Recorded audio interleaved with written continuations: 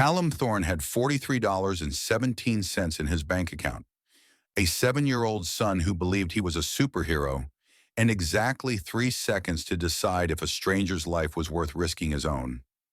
The answer, as it turned out, was never really a question. The rain came down in sheets that October night, the kind of rain that turned the streets of downtown Chicago into rivers of reflected neon. Callum stood beneath the narrow awning of the Sterling parking structure, watching the storm roll in from Lake Michigan, feeling the cold seep through his security uniform. A uniform worn at the elbows, the name tag scratched and faded from years of thankless work. At 34 years old, he had been on shift for 6 hours. His feet ached in boots that needed replacing 3 months ago.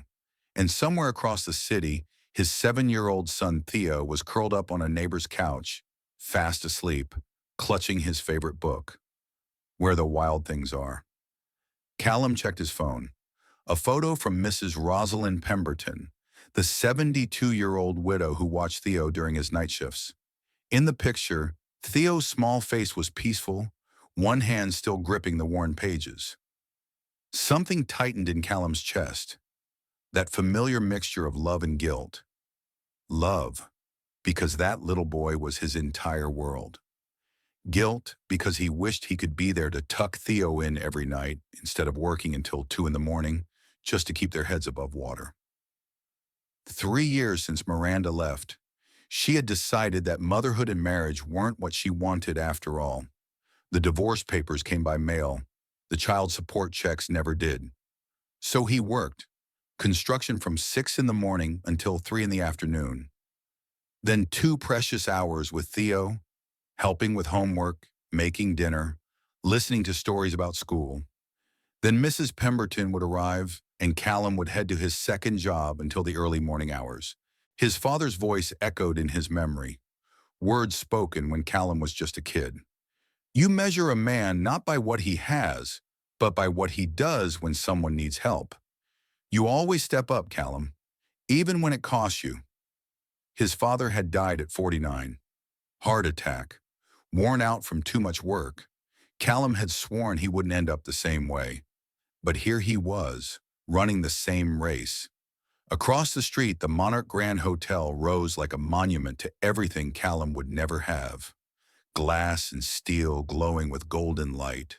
Valets in burgundy uniforms, opening doors for guests in designer clothes and diamonds. A universe away, though only a street separated them. That's when he saw the black Escalade. It came from the south, moving too fast.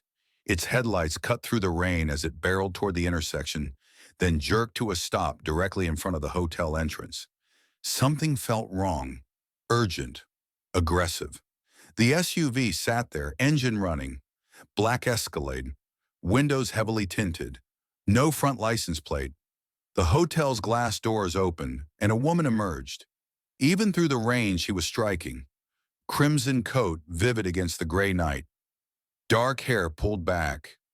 Walking with the confidence of someone who never doubted her place in the world. Then everything went wrong. The rear doors of the Escalade flew open. 2 figures burst out in black tactical clothing and ski masks. Before anyone could react, they grabbed her. The woman cried out, a sharp sound of shock and terror that cut through the night like broken glass. They began dragging her toward the SUV. 3 seconds. That's all Callum had. His rational brain screamed at him. You're unarmed. You have a son who needs you. Call 911. But his father's voice was louder. Step up. Callum ran, boots pounding wet pavement, rain hammering his face, heart exploding in his chest. The valet had stumbled backward, frozen. Inside the hotel, faces appeared at the glass doors. But no one was running. No one was helping. Only Callum. He slammed into the first kidnapper with his full body weight, a textbook tackle. They went down hard, the man's weapon skittering across the sidewalk. The woman fought back, elbowing the second attacker in the throat. He loosened his grip, and she tore free. But the first kidnapper was trained. He bucked upward, threw Callum off balance, and pulled a knife. Should have minded your own business. He lunged. Callum threw up his arm. White-hot fire opened across his forearm as the blade sliced through. Blood bloomed instantly, mixing with rain. But Callum didn't retreat. He stepped into the attack, grabbed the man's wrist, twisted hard. His other fist caught the kidnapper in the solar plexus. The knife fell. Callum shoved him into the Escalade hard enough to dent the door. The second kidnapper rushed him. They grappled, spinning in a violent dance on the wet sidewalk. Callum's back hit a parking meter, pain shooting up his spine. But he used the leverage to drive his knee into the man's midsection. Once, twice, 3 times. Sirens, distant but growing closer. The SUV's horn blared 3 times. Abort signal. Both kidnappers scrambled for the vehicle. The Escalade's tires screamed as it disappeared into the night. Then silence. Just the rain and the approaching sirens. Callum stood shaking, arm throbbing, blood soaking through his sleeve. The woman was pressed against the hotel wall, crimson coat soaked, dark hair in wet tangles. Her legs gave out. He caught her before she hit the pavement, one hand cradling her head, the other supporting her weight. "You're okay," he murmured. "You're safe now. I've got you." She gripped his jacket with trembling fingers, her face pressed against his chest. Then the chaos arrived. Police, paramedics, hotel staff, cameras. The woman was pulled from his arms. She looked back at him, mouthed something that might have been, "Thank you," and then the ambulance doors closed. "That woman you saved," the paramedic said, cleaning Callum's wound. "Do you know who she is?" "No idea." "Evangeline Prescott, CEO of Prescott Global Holdings, worth about $2 billion. Callum stared. $2 billion. He looked at his torn uniform, his $43. 2 different worlds, violently collided. By midnight, his face was on every news channel. Hero security guard saves billionaire CEO. His phone exploded with notifications, and buried among them, a text from an unknown number. "You should have minded your own business, Mr. Thorne. Now you're involved." Morning came too early. Callum found Theo at the kitchen table in dinosaur pajamas, watching the news coverage. "Dad, you're on TV. They're calling you a hero." "I just helped someone, buddy." Theo studied him with 2 serious eyes. "Grandpa used to say heroes aren't people who aren't scared. Heroes are people who are scared but help anyway." He paused. "Were you scared?" "Yeah, buddy, I was scared." "But you helped anyway." "Yeah," Theo nodded. "Then you're a hero. That's just math." The hospital's private wing was nothing like any medical facility Callum had seen. Thick carpet, artwork on walls.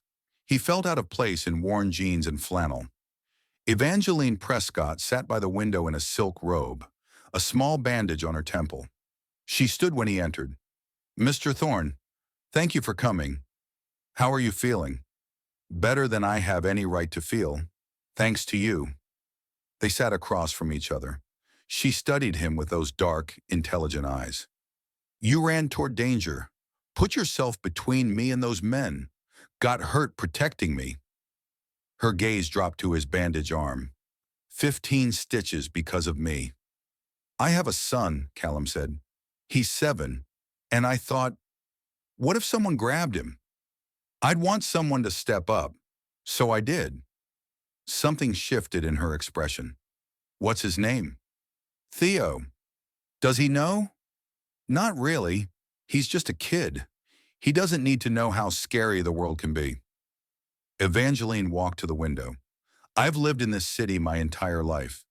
Built my company after my father died. Worked 18-hour days. I believed I was untouchable." She turned. "Last night I learned how wrong I was." She sat back down. "I've looked into your situation. Single father, 2 jobs, behind on bills, still paying medical debt from Theo's pneumonia last winter." Callum felt anger flash. "You had no right." "You're right. I didn't.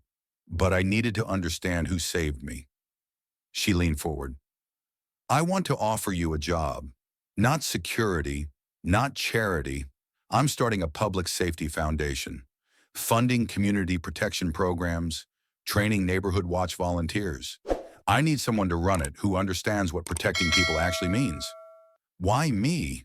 I don't have experience running anything. That's exactly why. Character can't be taught. Everything else can be learned. She handed him a folder. $150,000 a year.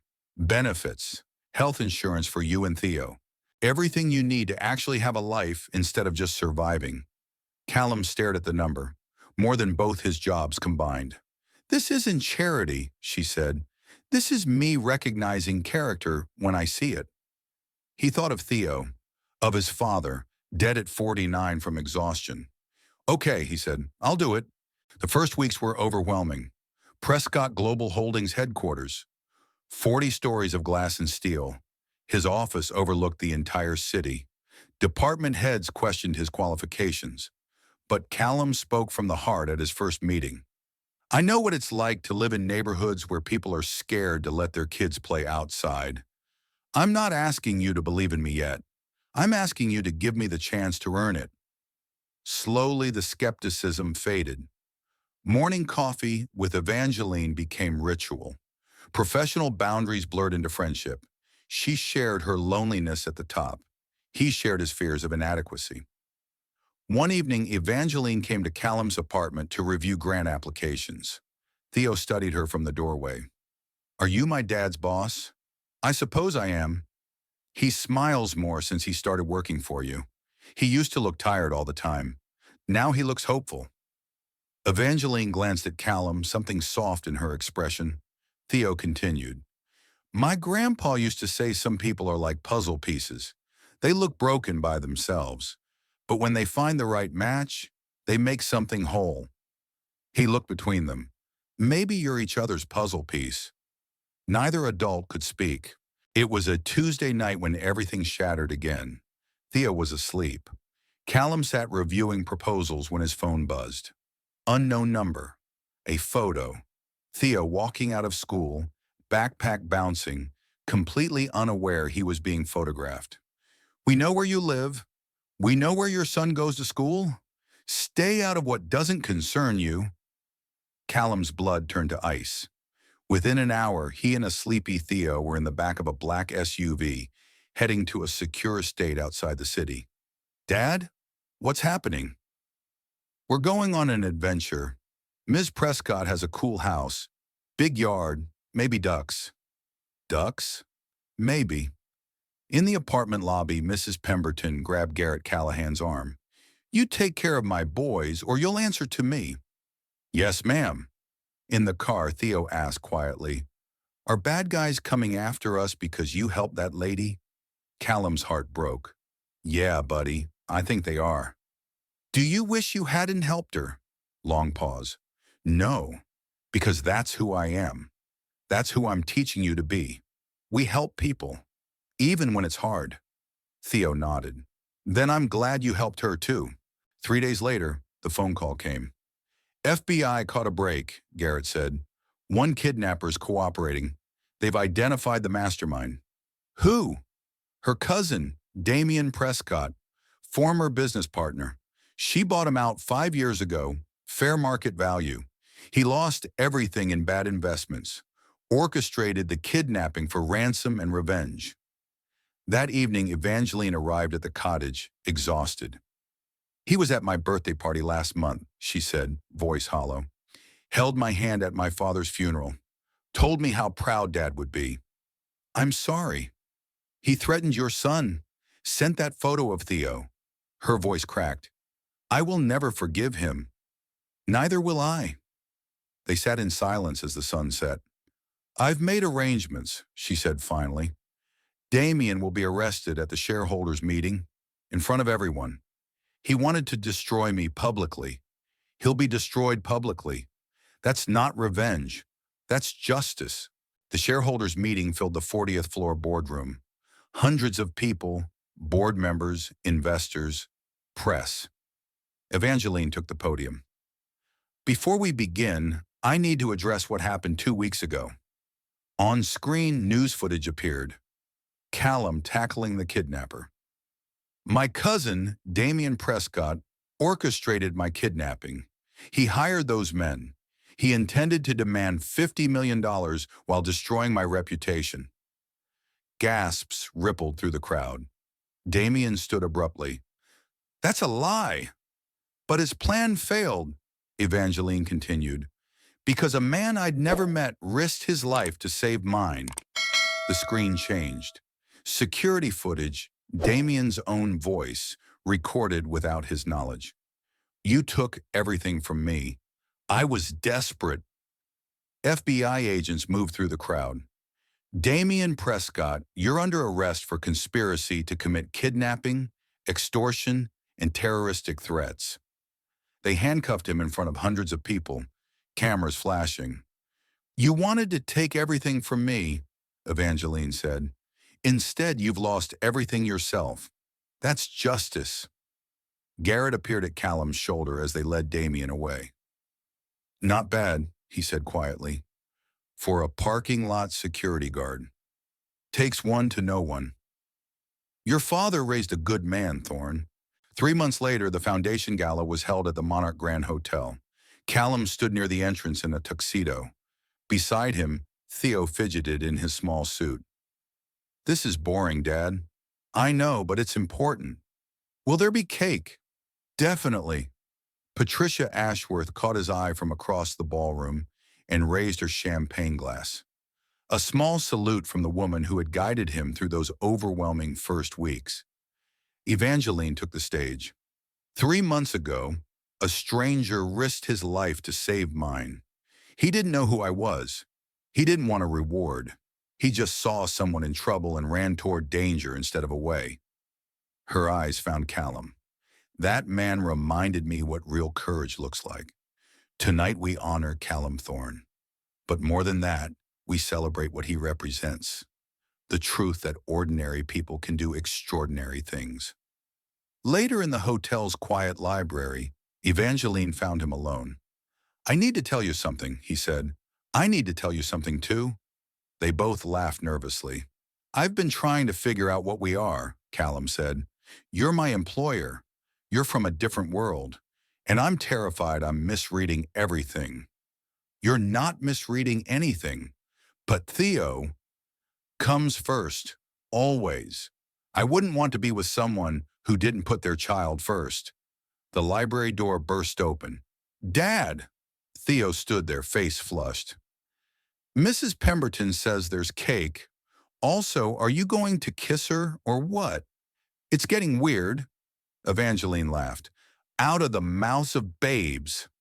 She took Callum's face in her hands and kissed him, gentle and sure. Theo covered his eyes but peeked through his fingers, grinning. Does this mean she's going to be part of our family? He asked. Evangeline looked at Callum. I think yes, Theo decided. She makes you happy, and she lets me feed the ducks. Those are good reasons. 1 year later, they returned to the Monarch Grand Hotel. Callum stood on the exact spot where he'd first seen the Escalade. Clear autumn evening, stars overhead. Theo vibrated with excitement beside him. Is it time yet? Almost. Evangeline appeared at the hotel entrance in a simple white dress. Behind her, Mrs. Pemberton dabbed at her eyes with a handkerchief. There's something I need to ask you, Callum said. Before he could kneel, Theo pulled a velvet box from his jacket. I helped pick it. It has 3 stones, one for you, one for Dad, one for me, because we're a team. Evangeline laughed through tears. Yes, 1,000 times yes. Mrs. Pemberton stepped forward and pulled all 3 into a fierce hug. I've been waiting for this since the first time I saw how she looked at you. You knew, Callum asked. Sweetheart, I'm 72. I know everything. Later, walking home as a family, Theo looked up at the stars. Do you think Grandpa can see us? I think so, buddy. I think he'd like our family. I think he'd say you did good. Evangeline squeezed Callum's hand. You know what I keep thinking? That night in the rain, you had every reason to look away, but you didn't. She gestured at the three of them, a family forged from chaos. This happened because you didn't, and I wouldn't trade it for anything. Callum looked at his son, then at the woman who would be his wife. Thought about his father, about $43, about running toward danger. My dad used to say you measure a man by what he does when someone needs help, he said quietly. I spent years thinking I didn't measure up. Not enough money, not enough success. He pulled them closer. But he wasn't talking about money. He was talking about showing up, about being there when it matters. Theo yawned. Dad, this is very touching, but I'm tired and also hungry. Evangeline laughed. Some things never change. Some things do, Callum said, and sometimes the changes are better than anything you could have imagined. They walked on together, a security guard who became a hero, a CEO who learned what really mattered, and a 7-year-old boy wise enough to see the puzzle pieces before anyone else. Behind them, the city glittered with possibilities, ahead a future they would build together. Callum Thorne had spent years believing he wasn't enough, but on a rainy October night, he discovered that enough has nothing to do with bank accounts.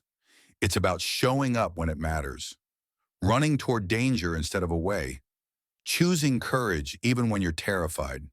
He'd saved a stranger's life, and in doing so, he'd found his own.